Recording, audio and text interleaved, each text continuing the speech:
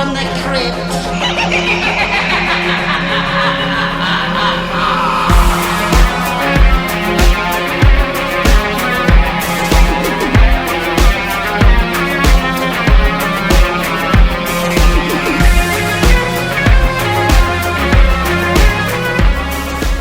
Hello, boys and ghouls. Welcome to episode 91 of Dallas in the Crypt, the Dallas in the Crypt podcast. My name is Jason. Tonight, I'm joined by Mando. Hello. Hello. Hello. And we have a very special guest. He's a producer and director by the name of Ace Jordan. Welcome.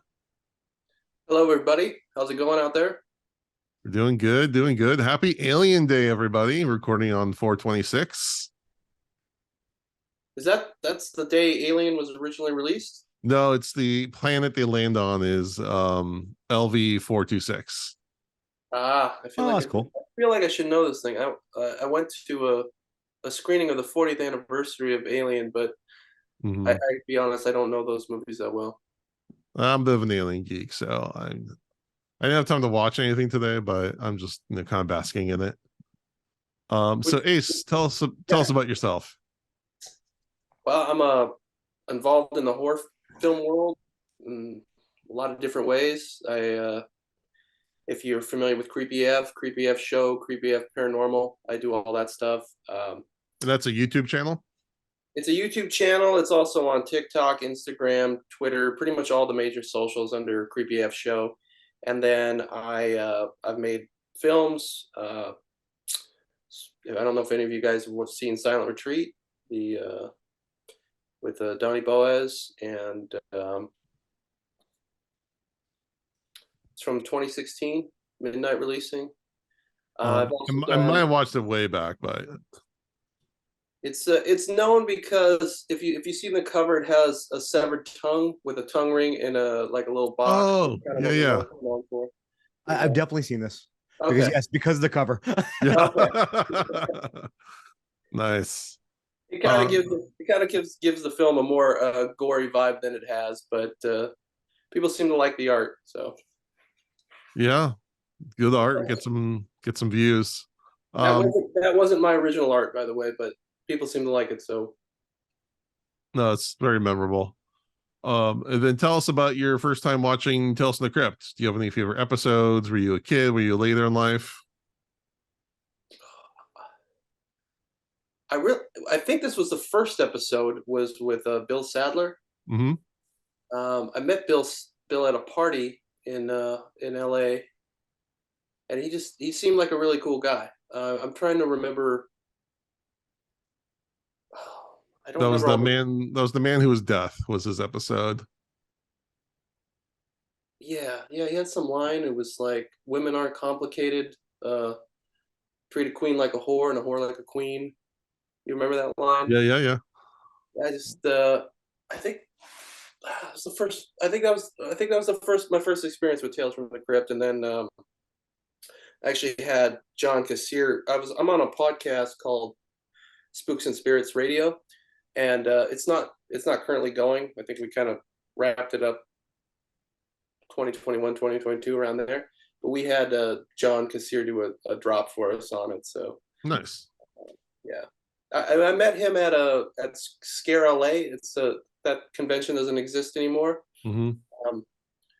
So he's actually in a episode of Creepy AF that I recall, like in one of the first 6 episodes. Yeah, he's in there very briefly. Yeah, he did a little thing for us. Nice. Are you going to Monsterpalooza? I don't know yet. Are you guys going? Mondo's in Vegas. He's not. I tried to get him to come out, but I'll be there on Sunday. I just bought my ticket. Cool. I travel so much. I need a weekend to actually not be on the road. I'm not sure if we've done Monsterpalooza before. That's all just makeup effects, right? They kind of started that way when it was back in Burbank, but then it's kind of expanded more to probably the biggest horror convention in LA. Do they have horror films and stuff promoting there too? Sometimes they have a lot of panels where they'll premiere trailers or clips. Okay. They don't usually screen movies unless it's the nighttime. So, but yeah, good time. I usually have certain partners that I work with through Creepy AF, and it's more of just if they reach out, I'll be there. You know. Nice. Cool. All right. Well, let's talk about the episode of the day. We're talking Surprise Party, season 6, episode 11, I believe. This came out December 28th, 1994. Mando, you get the honor of giving us the plot synopsis. Man, every time if Jody can't make it, I'm just like, son of a bitch. I'm taking this review from Tales from the Crypt fandom site, and then we'll interject our own little pieces into it. But a greedy man named Ray Wells. Well, first of all, it starts off with the Crypt Keeper hanging out at a ski resort, which I absolutely love, because this might be one of the first times he's actually interacting with live people. I like that. Little, yeah, I thought it was really neat. I love his little ski outfit. He's having he's waiting for the scare lift. He's having a little hot cocoa. Yes, like, you know what? I've always, the best part about, any of you guys ski? Well, I used to ski as a kid, and now I snowboard. Yeah. Oh, cool. I went one time in high school for senior ditch day. Uh-huh. Thought it'd be cool and go down like an intermediate slope for my first time because there's a girl I want to hook up with, and got horrifically injured. When I say horrifically injured, I hit a bunch of trees, and I was okay. I was just very bruised up. But hanging out at the lodge and drinking hot cocoa was, because I was underage, and coffee was cool. So I kind of want to go skiing, but I just want to hang out at the lodge with Crypty. That gave me like nostalgic feelings for the old ski lodge from like the 80s. Oops. What are you doing, Jason? I was trying to mute, but I'm being censored over here about being silenced. Jason's canceling people in the moment. I want to hear my nostalgic ski story. Yeah, it did have that 90s kind of vibe, or of like I get exactly what you're saying. There's recently a Will Ferrell movie that came out based on him basically running away from his family when an avalanche comes. Yeah, I want to see that. What movie is that? I didn't remember it till right now, but if you look up like ski movie, it was based off a viral video of an avalanche coming, and the guy with the camera like runs away from his family instead of saving them. But it's got that like 80s 90s ski lodge vibe, which I just love. Kind of like what Better Off Dead. Well, here's a really awesome one. I used to go with some friends to the ski lodge at Timberline in Oregon when I lived up there, and that's where they filmed the exteriors for The Shining. Yeah, I've been there.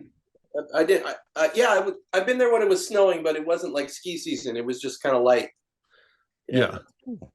I like that. I need to go find something like that to scratch that itch now. But a greedy man named Ray Wells murders his own father to collect a ruined farmhouse that was burned to the ground years ago. Before he murdered his father, Des Wells, who was dying, he was going to give the property to charity. However, it pissed off Ray. So Ray, to backtrack, it starts out with, you see Ray just kind of driving into town. He's just for some reason he's laughing in his car to himself, he's humming and singing to himself. Then he laughs to himself, which I actually kind of really enjoyed that opening scene. And then he gets to a hotel where an old lady is like, "Hey, it's nice to see someone around here. No one ever really comes around here." So it's kind of a nostalgic moment. You see her like opening the door to the room, and he goes inside. And he's talking to her, and she goes, "I hope you're not gonna go down to the old Wells farm." And he goes, "Well, yeah, Des is my dad." Or oh no, he goes, "Are you not related to Des Wells, are you?" "Yeah, well, Des is my dad." And he goes, I'm gonna go check the farmhouse out." And she goes, "You don't want to go around there. That's not a place you want to go around. And people still live there." It's like, "What do you mean?" And she goes, "Well, you can still see lights on there at night." This pisses him off because it's his property. So he just throws his gun in his pocket and takes off to go to this lodge.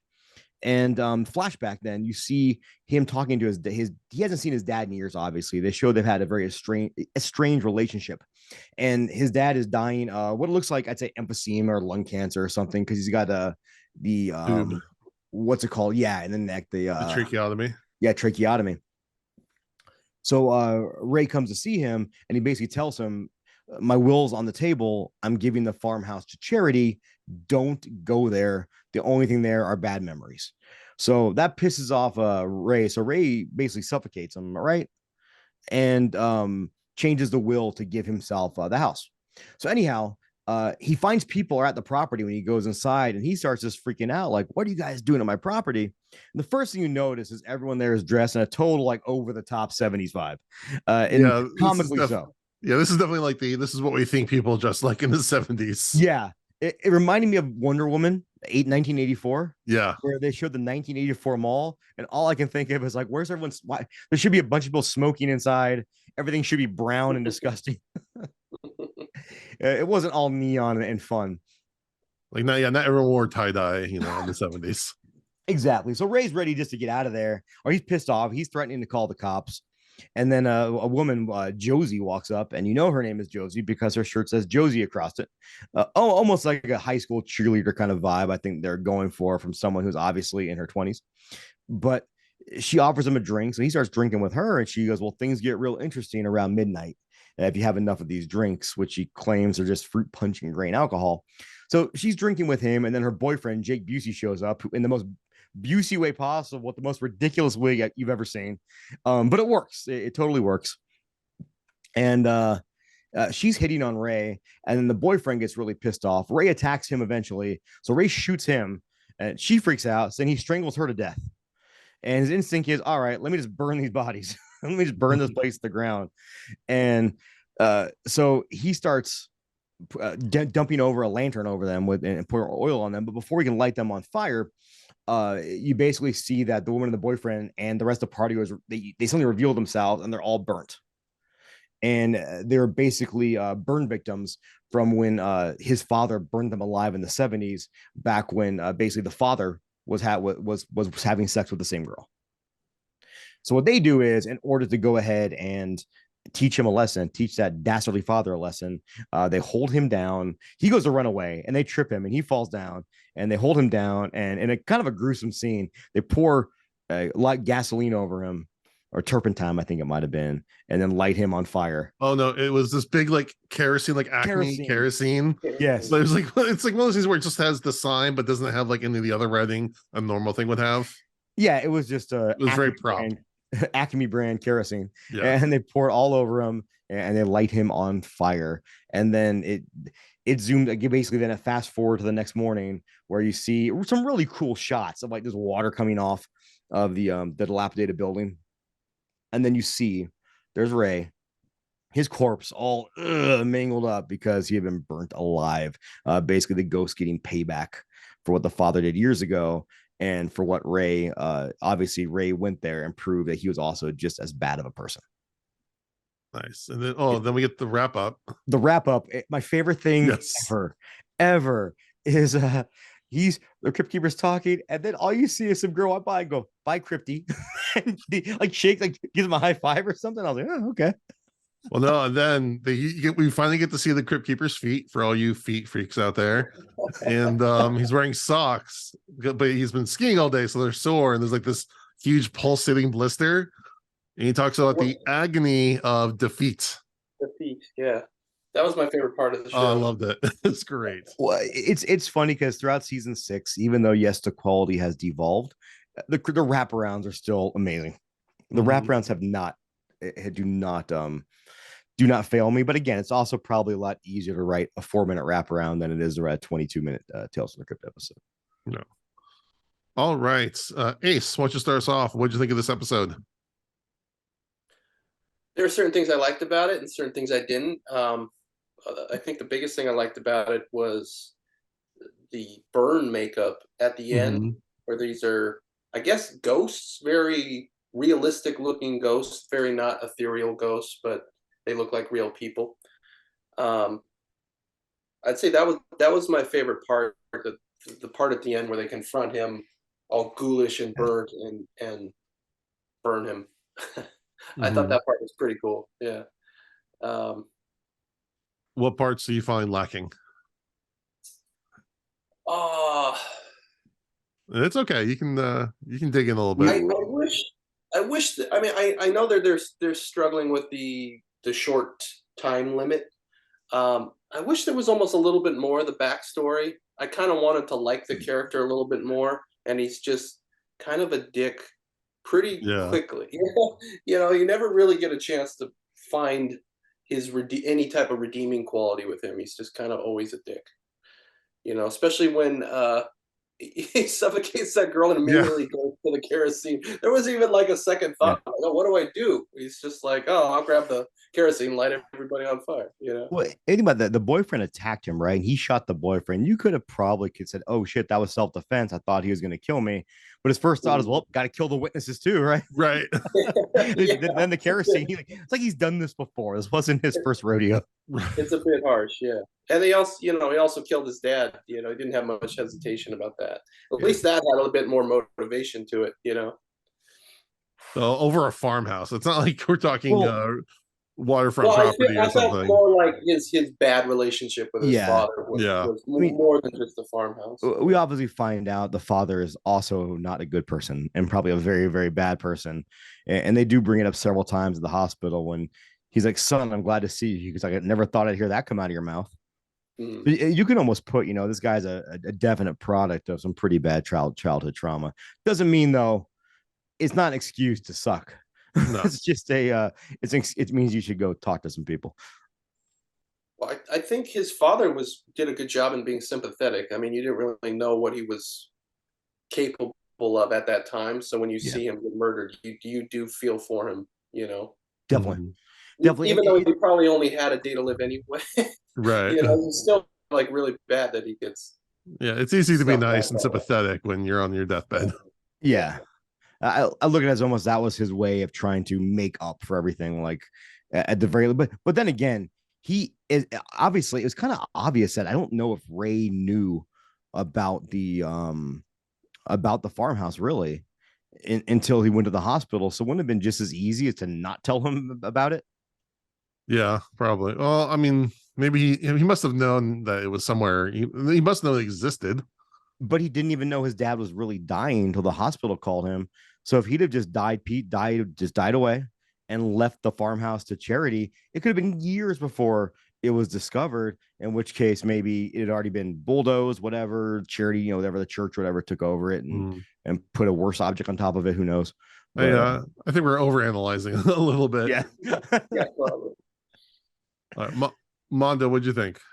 I liked a lot of pieces of it. I'm always a sucker for when the antagonist and like you mentioned, Ace, they basically didn't give him any redeeming qualities. Like, I would like just a little, just a touch, Yeah, no, I know what you mean. You want to have some kind of like at the end, you want to think just a little bit like maybe he can survive and make something better out of this. Who knows? But even from the opening scene when he's just singing to himself in the car and laughing, you kind of hate him right away because he's just kind of a jerk. But I do like when the antagonist gets his in the end. When he doesn't, I hate the episodes when for some reason the antagonist is still like ahead at the end of the game. Why not? You got what you deserved. And the actual true people who were the victims, which are obviously these people that were burned alive due to his father's malfeasance, I guess, or I don't know what I'm looking for here. Promiscuousness. What exactly happened with the father? I was a little confused. I know he killed the blonde girl, but what happened? I think he locked them all in the barn house and burnt it. Well, that was after. What was the initial thing that happened? No, he was basically the same thing that happened with exactly Ray. The same thing. Same thing. He was caught. Okay. He was caught. Basically having or making out or something or getting frisky with the blonde girl, and the boyfriend walked in, so he killed the boyfriend, locked everyone, killed her, and then locked everybody in the farmhouse and killed everybody. Okay, so his son basically just relived the same experience. Yeah. They bring up a line in there saying something like "father like son," like you did the exact same thing your dad did. Yeah, I recall that. I just didn't know if it was like literally exactly the same thing or like a similar type situation. Yeah, very, very. I guess I say very, very similar with the same girl. Okay.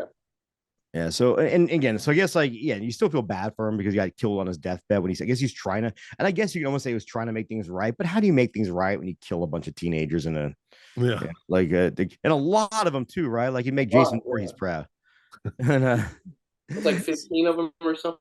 Something like that. Like you don't come back from that. I'm sorry. Like I'm not a religious man, but I feel like you're not going to heaven after that happens.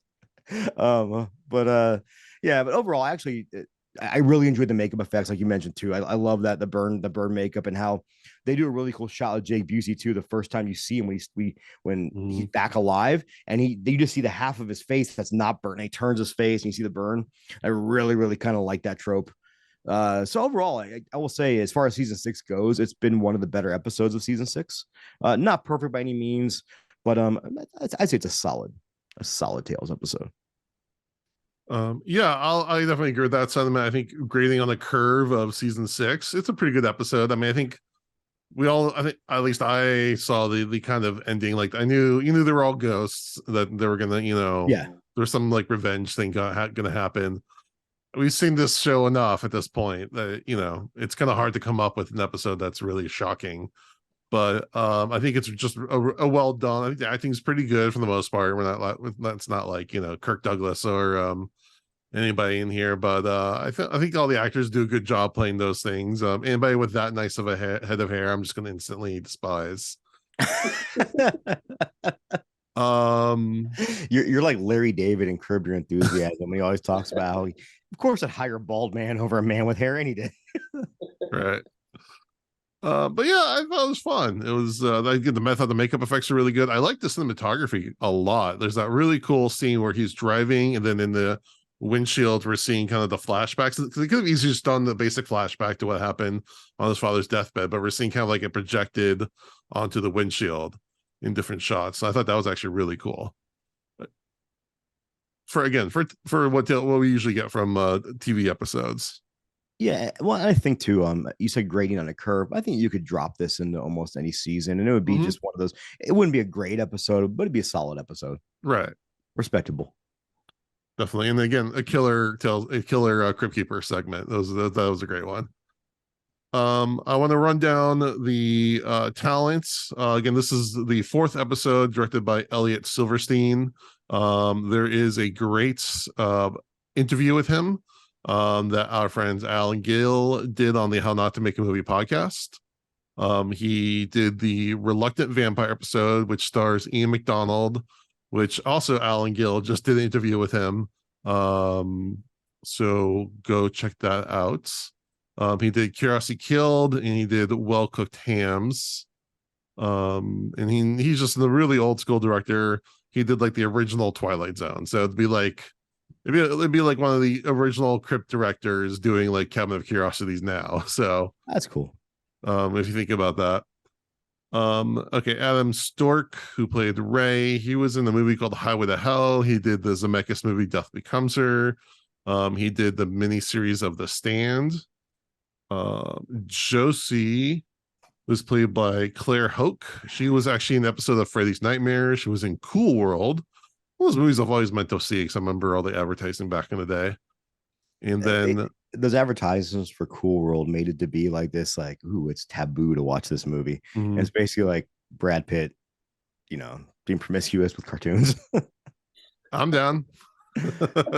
I've seen. I think I saw it when I was younger, but it wasn't exciting enough for me to remember. Yeah, she was also in Home Alone 2. Jake Busey plays the boyfriend Frank. He was in PCU, Twister, The Frighteners, Contact, Starship Troopers. He just had a hell of a time in the mid-90s. More recently, he was in The Predator and Stranger Things. And then the father, Des, is played by Rance Howard, father of Ron and Clint Howard, who unfortunately passed away just a few years ago in 2017. He started acting in 1956. He was a writer on the original Flintstones cartoon. Oh, no way. Yeah, that's pretty awesome. And then he's in so many movies, had so many roles, just about everything. He was in Cool Hand Luke, Chinatown, tons of things in between. In the 90s, he was in Universal Soldier, Ticks, Apollo 13, Mars Attacks, Independence Day. And then he was even in like the newer Arrested Development seasons. So he was just amazing life there. And then the woman in the hotel, Miss Peterson, is played by Betty Ford, who got her start. She was a model, and then I guess she somehow got into bullfighting. What? And then they made in Mexico, I guess she was doing a shoot, and they wanted her to like be shoot with a matador. And she ended up liking it, so she did that for a little bit in Mexico and in the Philippines. Holy shit! Like, how do you go from I'm an actress and a model to where let me fight these bulls? Right. It's just like the first woman to like fight a bull barefoot, something like that. They did like a mini documentary about her called Beauty and the Bull. It was kind of how she got her big break. I'm super anti bullfighting. I think it's like one of the worst things in the world. But Yeah. what a badass! Yeah. For the time, yeah, definitely badass. And then she was in like Clint Eastwood, Sudden Impact. She would have like bit parts on Cheers, LA Law, Melrose Place. And then she's done a ton of voice work. She was in the Animatrix from, to me that feels like just a few years ago, but it's been almost like 20 years now, if you can believe it. So yeah, great talent behind this. Again, makeup effects, I'm sure. What's his name? Todd Masters had something to do with it because everything he does is genius. And good cinematography, good effects. All around, yeah, solid episode. Not groundbreaking in any one particular area, but just well executed all around. They had that Fulci zombie look to them. Yes. The clay look, which I just love. Melting look. Yeah. Mm-hmm. That's pretty cool.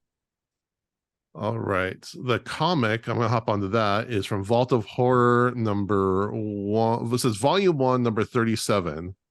And what's interesting about this is there's an introduction in the very first panel of, I'm not sure if I'm going to say this right. Oh, it moved.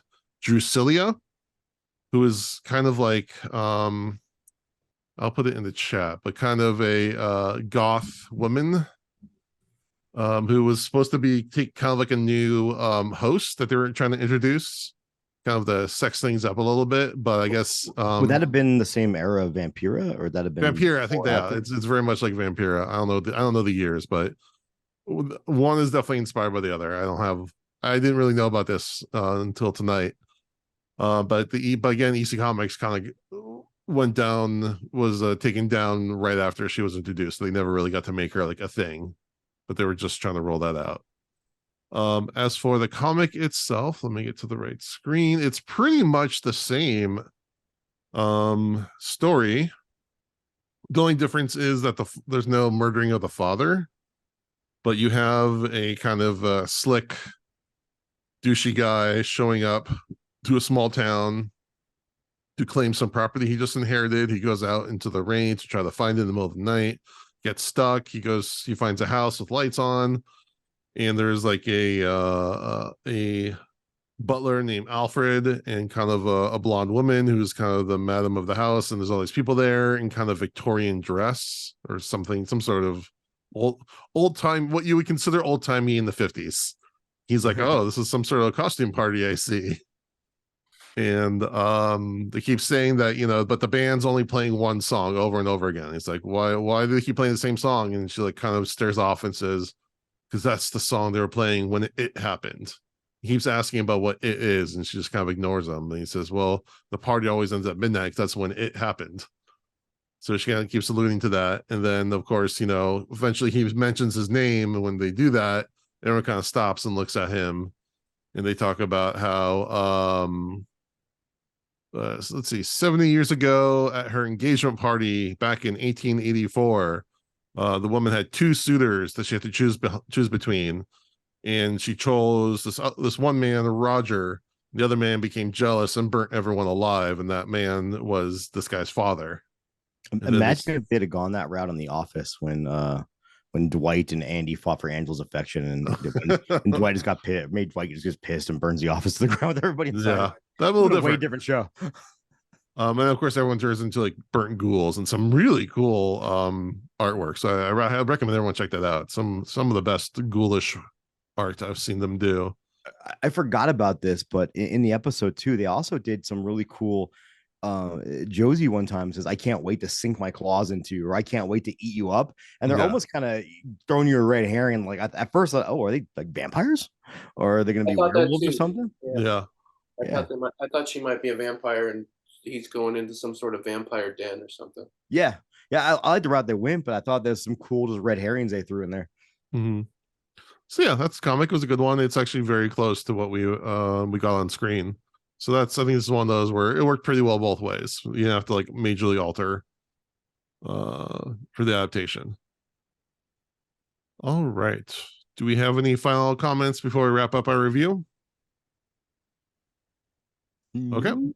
We'll do our episode rating. We do 0 to 5, 5 being the highest, 0 being the lowest. You can do half points. Ace, what do you rate this episode? I give it a 3 out of 5. All right. Mando? Yeah, I'm a little bit higher, about 3.5 out of 5. Again, I don't think it's top tier of Tales from the Crypt. I think it's solid and maybe a little bit better than average. Yeah, I can go with either one of those. 3.25. Hold on a second. Have we ever done a quarter point? No, I'll do 3.5 just to give one out for the makeup department. You can't start doing quarter points like I know, I'm kidding. Jason. Is it too late to change my grade? No. I'll give it 3.5 because of the foot. The foot? Oh, yeah. Oh, we got a Tarantino footman here. Oh, I will say the foot like pulsating was pretty gross. That's fucking disgusting. Oh, I can't wait to put on Instagram. I really like that because when you ski, those ski boots, especially back then, are really uncomfortable and your feet do hurt like hell afterwards. So it was a nice touch to the theme. Oh, that's cool. Yeah, whoever wrote the ski bit, they clearly knew a little bit something about skiing. I have fat feet. I have wide feet. So I remember when I rented ski boots, I had to get wide, like one size up, and then they were too big, so my feet felt like they were sliding inside. It was just a bad experience overall. Maybe I'll try it again someday. Now I'm old and broken down. Yeah, there we go. And this episode did come out in like late December, so I'm sure they're kind of going for a little bit of a winter theme there. Okay. All right. What year did this come out? What's up? What year did it come out? 1994. 94. Wow, almost 30. Damn. Don't make me feel old. I had my my Crypt Keeper shirt on today after the gym, and I went to grab a bottle of Gatorade, and the lady just kept talking about Tales from the Crypt, and I was just annoyed. No, it's okay. Like it went kind of the point where like I'm just trying to leave. Yeah, so I need to go take a shower, and she's still talking. I'm like, all right. But it's funny. She goes, we rented my daughter and I rented seasons 1 through 5 from the library. And we had so much fun watching them. She goes, and they're gonna order a season 6. I was like, nah, just maybe you should just just quit while you're ahead. Yeah, exactly. Wait till you're ahead. Order that. But I told her about YouTube. So I was like, go watch on YouTube if you really want to watch. There you go. Alrighty then. Let's kick it over to our Uncle Al. Take it away. And we're back. Mando, give us your song of the day. Can we talk about how great of a voice Al has? Like for a guy who's hasn't been an actor or a voice actor, he has a wonderful voice. Well, no, he went to college for acting. He did. I didn't know that. Wow. Okay. Yeah, no, he went to college for acting. He was in a bunch of plays, and then he was trying to be an actor he was trying to be an actor and a writer out of college, and then the writing bug just kind of took over. I mean, I'm talking to the the Alcast expert over here. So yeah. I do not mean we text a lot. I don't mean that as a name. Imagine just Jason is curling his beard, like, how you doing? On the phone, laying on his stomach in bed. I've got my beard curlers in. With your diary. I'm gonna go. Well, so what I really love about this because I love like how it's a party, but it's a party of death. So I'm gonna go with a band called Marduk, Norwegian black metal band. Surprise, is a black metal band from Scandinavia. But I think it was their 6th or 7th studio album. Came out on my birthday in 2001. I was 18-year-old man when I bought this at Odyssey Records at midnight. And the album and the song title are the same. It's called Le Grand Dance Macabre. Obviously, Dance Macabre being the dance of death, which from the Middle Ages, they talked about like everyone does a dance of death, no matter how much money you have, poor, rich, it doesn't matter. I love the title track of this album because it got so much flack for having this almost like a dance group to it. It's a very mid-tempo song as opposed to before this they had put out a record called Panzer Division Marduk, which was just like fucking 30 minutes of blast beats and just insane fast riffing and all that good stuff. And this one they kind of took a step back, almost like what Slayer did between Rain and Blood and South of Heaven, where South of Heaven was like this mid-tempo kind of thing they did that was not really mid-tempo but just way slower than Rain and Blood. So they kind of did the same thing here. And this album is not one of their more popular records. They usually like those from the Unlight and Sorry, Those of the Unlight and the Obedience EP. Those are the ones that kind of get all the attention. But I love this album, and I think even if you're not into really fast, aggressive kinds of metal, I think the main riff is such a cool riff, and it's one of those just mid tempo riffs that's really worth checking out. So, because we had kind of had a dance of death on the episode, I chose once again Marduk's Le Grand Dance Macabre, title track of that record. Marduk's. I just keep thinking of, what was that name of the cartoon strip about the dog, Marmaduke? It's way different. Okay. Marmaduke was a big old great thing. I thought for some reason I thought you were gonna go Courage the Cowardly Dog. Did you ever watch that growing up? A little bit. It wasn't my thing, but I remember it. My daughter was watching it when she was really young, because granted, I had her when I was young. That was a fucking dark show. There was a lot of there's a whole episode based around a face just staring at them, and he's trying to save his family from purgatory. Mm-hmm. I'm like, we let our kids watch this shit? Like, what was wrong with us? I need to revisit that. But it's a good show. Nice. I think they're rebooting it too. Oh, really? I think they did. I think they released a teaser for the reboot. Like, I want to say, or I could have been dreaming. I have no idea. But I want to say I watched it and said, that looks okay. Nice. All right. Jody's not here to do horror news, but I have just a few items of note. First one is that Scream 6 is now out on digital and on Paramount Plus. So if for some reason you weren't able to see it in the theaters, go check it out because it's awesome.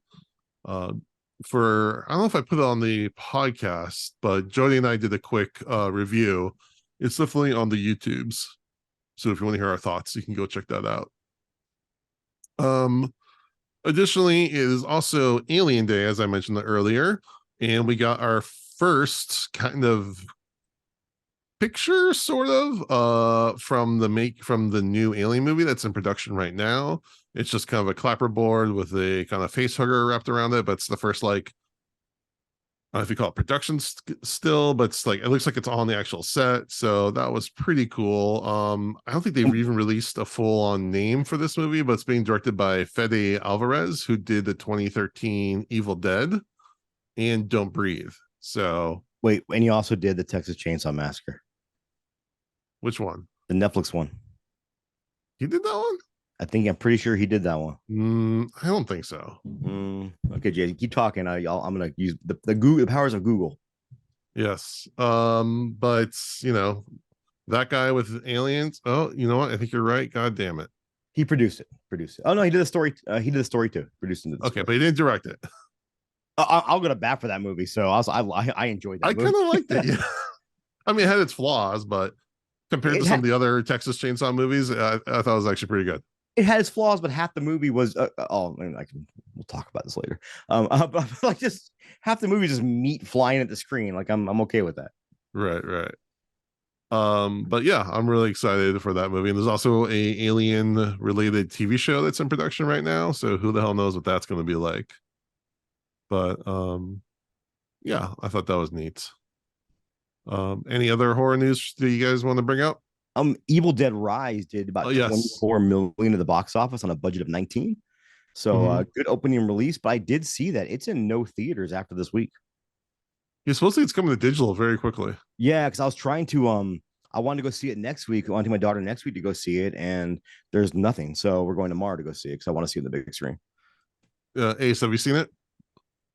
I saw the Evil Dead remake, but I haven't seen the new one yet. Okay. I was kind of hoping they'd reach out to me and I'd do some promotion for them through Creepy AF, but that'd be cool. I don't get every movie, so maybe the next one. I don't know how it's kind of interesting because I didn't really see. I don't know. Maybe I don't watch a ton of TV, but did you guys see a ton of media for this or a ton of ads for this? I felt at least online there was a good amount. I didn't think much. I was at the airport coming home from St. Louis, and the guys at the bar next to me were talking about it. But they weren't. They obviously weren't. You can just hear when someone's talking about it and they're a horror geek.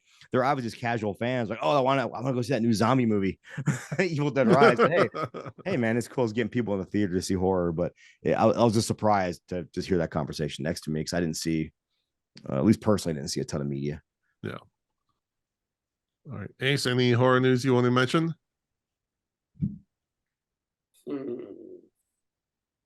I think You we're know, like kind of a slow. It's kind of a lull for me right now. I don't yeah. have a lot of horror stuff going on. I did some promotion for Scream 6. Oh, nice. We did a giveaway. We gave away tickets to through Fandango. We did a deal and gave away some free passes. Nice. Other than that, I'm just waiting for new stuff to come in. I was kind of hoping I'd get an invite to the Evil Dead premiere, but I'm not sure exactly what they did for the premiere, because I know they did some film festival releases. I Yeah. think like South by Southwest or Yeah, I think so. I think South by yeah. Southwest. Yeah, I didn't see like a big red carpet premiere or anything like that. Yeah, the rollouts for horror films are different these days. I did a screening a streaming release party thing for Barbarian. You remember, you know that one? Oh yeah. Oh, I love Barbarian. Yeah. And they actually had us come to this ranch, and we stayed overnight, which was really cool. I've never heard of like an overnight Wow. event, because I guess that's the theme of the movie. You know, it's an Airbnb, so Right. I had people spend the night. But yeah, I got to stay in this ranch up near Malibu. Yeah, that was cool. I mean, that was like 6 months ago though. So as far as, to be honest, I gotta look what's in my email. I might have something I haven't even seen yet. But yeah. One of the cool things. What are you guys looking forward to? Well, actually, in the video game news, Puppet Master, the video game, just dropped the early access beta on Steam. It's free to play. It's another multiplayer game, which I'm not gonna lie, I don't love, but it's gotten really great reviews so far, so it's kind of cool. Looking forward to, God, I actually want to see it. Nefarious is a movie coming out in the theater. It's about a guy who's basically multiple personalities. It sounds like was arrested for murders. Almost kind of had like an Exorcist 3 vibe to it from the trailer. I kind of want to see that. That Russell Crowe like Exorcist movie based on true stories looks like it could just be batshit fun. The Pope's Exorcist. It actually came out like a week or two ago, but yeah, when it comes to video or the digital, I'll definitely see that because it just looks bonkers. Yeah, stupid fun. Yeah, I don't think I'll get a chance. I'm actually excited for. I haven't seen Scream 6 yet, and I watched all the movies leading up to it, and then planned to go see it in the theater, and just didn't happen. I haven't seen it either, but I do have Exorcist 3 on VHS. Nice. I mean, it's funny about Exorcist 3 because Exorcist 2 was so bad. Yeah. It's a horrendous movie, and I love that people were still like, I'll give it a shot. Like, just do it. And I love that William Peter Blatty was like, dude, like, let's give me a shot to redeem. Redeem this. He directed it, right? He directed it. Yeah. Okay. Yeah. And then they did Exorcist the beginning, which oof. It came out 2006. I saw it in the theater on opening night, and I'm just gonna say I wasted $12. Yeah. Oh, also this week we got a trailer for Last Voyage of the Demeter, which is basically based off of like that one chapter Bram Stoker's Dracula of the boat transporting Dracula to England. Oh, cool. And you know what's funny, in like every vampire movie or every movie about a Dracula, whatever, like a vampire in Brooklyn, use that same trope. Right. Like, let's just take one little bit from Bram Stoker's book, but this looks really creepy. Like it's very claustrophobic. It looks like Alien on a boat. That's awesome. Where he was transported in the dirt of his homeland, right? Yeah, but here, like you actually in the trailer, you could see him like flying around the boat, like back, like swooping in and picking up people. So I think they're just taking that, like it's a pretty short part of the book of like the captain's journal about people going missing, but it's like the whole movie's about what really happened on the boat. The entire film from start to finish is all boat. I'm assuming. I mean, maybe they'll have like a little bit of like loading the boat or something. I don't know exactly, but then the bulk of the movie takes place on the boat. Like some pirates try to come and hijack the boat, and Dracula goes and kills all of them. I don't know. That'd be cool. I like it. Yeah. I still haven't seen Renfield. I really want to see Renfield. Oh, I really want to see. I haven't been able to get to a theater. Time is stupid. Like we just cut out the need to sleep. Yeah. We do so many cool things. And the new Insidious trailer came out, the Insidious The Red Door, I believe. That actually looked pretty good. I don't love those movies, but this one looked fun. Oh, the first one, I'll go to bat, is saying bat. I think the first one was batshit scary. That first one is terrifying. Yeah, that jump scare at the table, that got me so good. Well, it's a jump scare, and it's not really even a jump scare, if that makes sense. Like they didn't do the traditional, like it jumps out of it. No, you just see this thing and you're like, what the fuck? That was like during that. I want to say like it was a fun time for those one-word horror movie films. Right. Because we got Insidious and we got Sinister, which I both thought were fantastic. The second Insidious not so good, but the first one, but this one's directed by Patrick Wilson, so that's kind of cool. Dude, tiptoe through the tulips while that fucking demon is doing whatever the fuck he's doing in his workshop. Like, that's nightmare fuel. And a guy who deals with sleep paralysis. Mm-hmm. So I stayed at a haunted hotel over the weekend again. Yeah, tell us about that. There's a hotel in Flagstaff, Arizona called Hotel Monte Vista, and I stayed there a couple years ago, right after the restrictions started lifting from the pandemic, and someone to go see one of my favorite bands, Bewitcher, with Exhumed and Creeping Death and Enforcer. I just stayed at the hotel because it's right next to venue and it was cheap. Well, this is great. Fucking gorgeous hotel, by the way. It's a great cocktail bar at the bottom. All the rooms are old because it's been an old hotel. So we stayed in a corner suite called the Zane Grey Suite, where the writer Zane Grey used to stay, and John Wayne's actually stayed there too. And John Wayne is the one that started the rumors of the haunted bellman, where people would hear people knock on the door and say, like at random hours, and say like room service, and then open the door and no one would be there.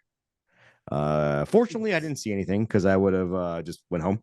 But when I stayed back there in October, I guess it was 2001, was the first time I had sleep paralysis in like 10 years. I didn't get it this time, thankfully. I'm pretty happy about that. But it's a really, really cool hotel, really, really cool place to stay. And Flagstaff's a great city for anybody wants a cool little getaway. Like it's not too far from you guys. I think it might be from you guys, but it's like a 4-hour drive for me, and the weather was 60 degrees and just gorgeous. So nice. A great time. But it's a cool hotel, and you can actually request certain rooms. And if you go on their website, they'll tell you what the haunted rooms are if you want to stay in one of those. Nice. All right, let's move over to the Patreon pits. We have a new Patreon this week. Matthew, welcome and thank you. Thank you, Matthew. I'm not going to try to pronounce your last name. I don't want to lose you as a follower. One step closer to retirement. There we go. Let's see. Our would you rather for the week. Would you rather drown to death or be burnt to death? What the fuck, Jason? Like, can we have some uplifting questions? Like, no, that's the point. I want it to be a little morbid, a little.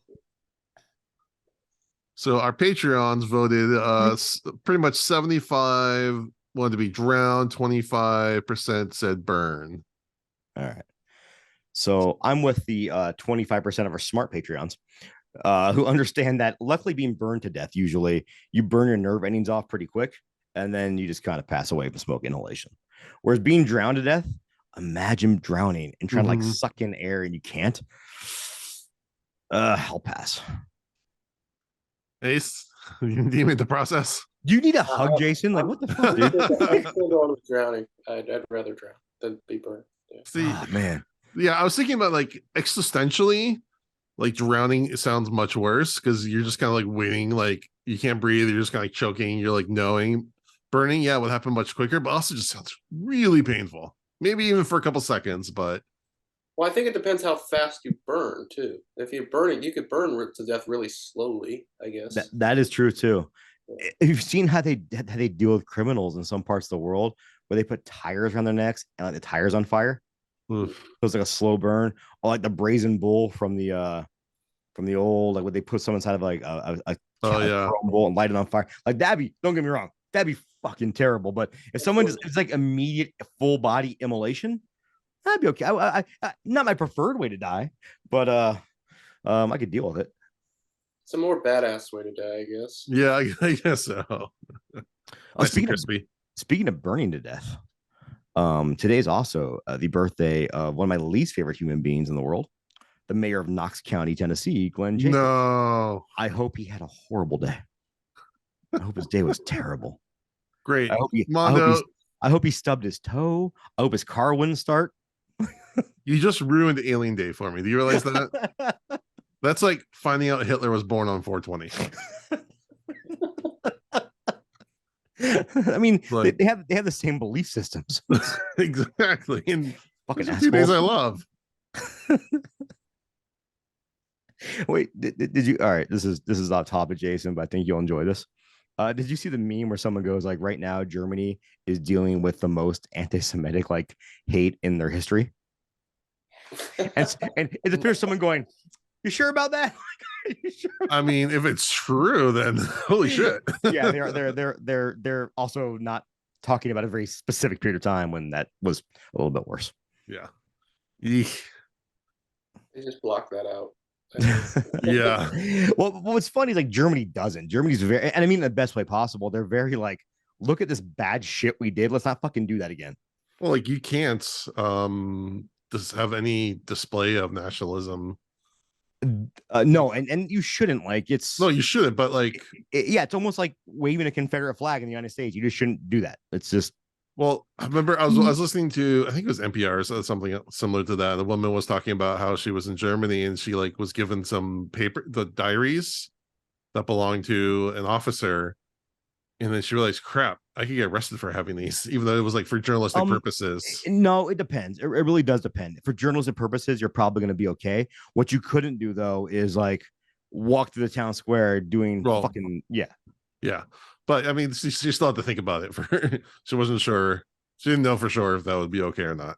Years ago, there's a pro wrestler who's a piece of shit by the name of JBL who was wrestling in Germany and decided to goose step across the ring. And he was literally there. They were gonna arrest him on charges, and they said, "Oh, is this an act?" I'm like, "It's still not okay. Like that guy still sucks. Like let's not pretend he sucks less." But what they did there, they took all the monuments and stuff and moved them to museums, and so we shouldn't do that ever again. They didn't glorify it like some states, United States. Looking at you, Alabama, but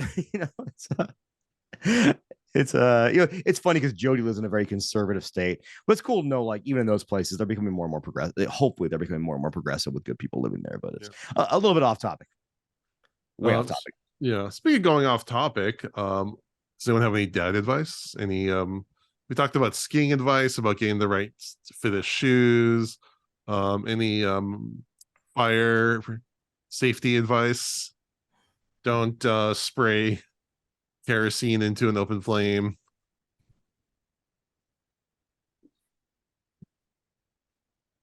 I have a dumb one. So over the years, I pretty much gambled my family's safety by taking the 9-volt batteries out of smoke detectors to use for my guitar pedals. Because for some reason that just seems like a better use of the 9-volt batteries. I've since been replacing the smoke detectors with, now they have ones that just have a 3-year battery in it. Right. And that way, when it dies, you just put a new one up, and they're carbon monoxide detectors. Pretty happy about that, and they're easy to install. Yeah, that's our dad advice today. Make sure you have batteries in your smoke detectors. Also, the house that I rent has the most sensitive smoke detectors. Like I could be just like making eggs for breakfast, and the detectors will go off. Are you making them in like 3 inches of bacon grease? Yeah, they go off. No, they go off way too easy.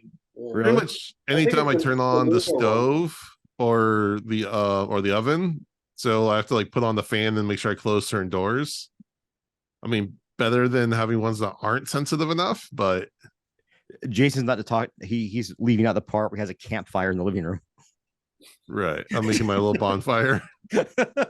Why does this thing keep going off? Like, fuck it up. By the way, Jason, hate the shirt. Thank you. Sometimes I wear it just for you.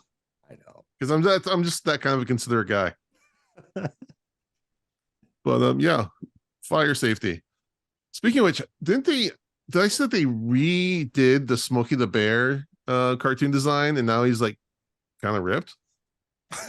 Like he's I'm like having confusing thoughts about Smokey the Bear. Oh shit, now he's a bear on both sides of the coin. Yes, exactly. That's the one thing I miss about being heavier, is I probably was like a more attractive bear when I was heavier. It's like if this whole marriage thing didn't work out, like, that's what someone to take care of me. Don't want to work anymore. It's fucking a hassle. Like having to wake up and go somewhere and do things. Like it's fucking work. It's stupid. Kids, don't work. Just fucking just find something else. Just invest it all in Dogecoin. Dude, like all I'm saying is if Dogecoin hits $1, I'll be in fucking Costa Rica living. I'll see you guys later. I always have to state when I talk about crypto is I invested very little money in crypto. I just got really lucky on some of the coins, and put those into more coins and then more dollars. So before the government gave a shit.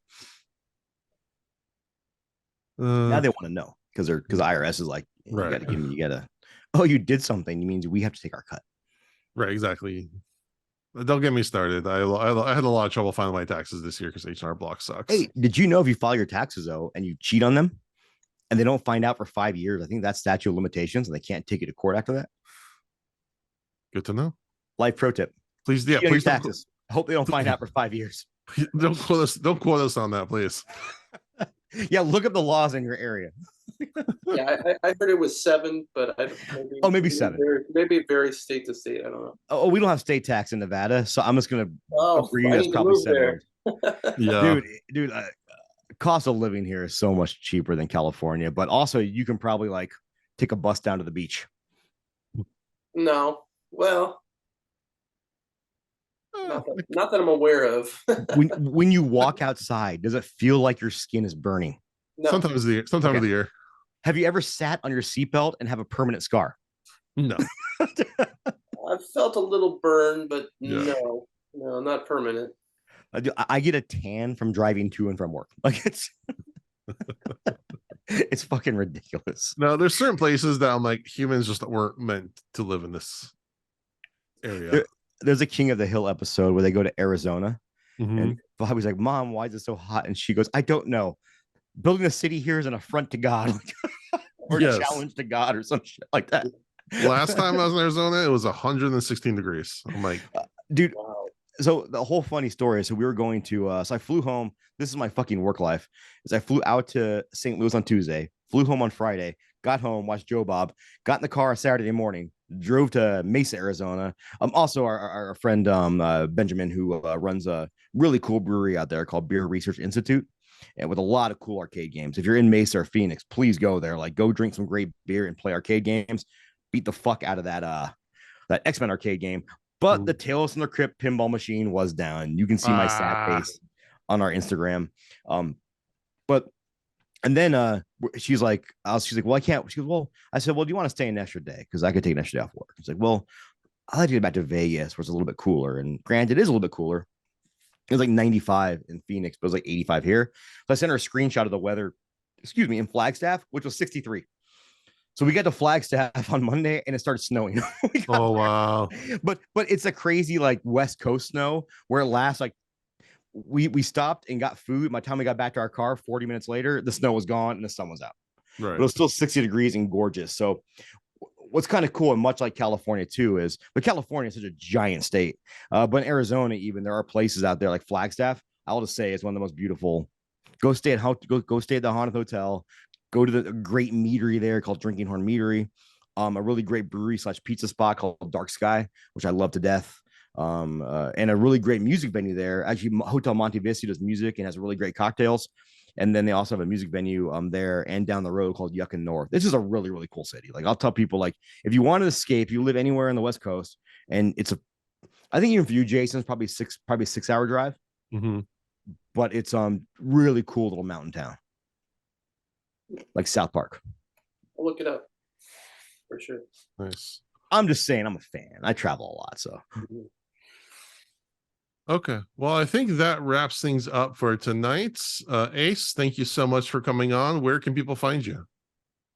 You can find me at Ace Jordan Film on Instagram, Facebook, and Twitter. Our Creepy AF show, which is on Instagram, Facebook, Twitter, YouTube, and TikTok.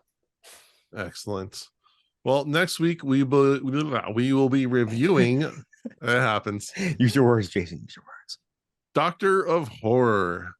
We appreciate everyone for listening. We'd really appreciate if you would give us a rating or review on iTunes, a rating on Spotify. Check out our Patreon for bonus content. Also, check out YouTube for videos of these podcasts. And with that, we thank you for listening to Dads from the Crypt. Goodbye.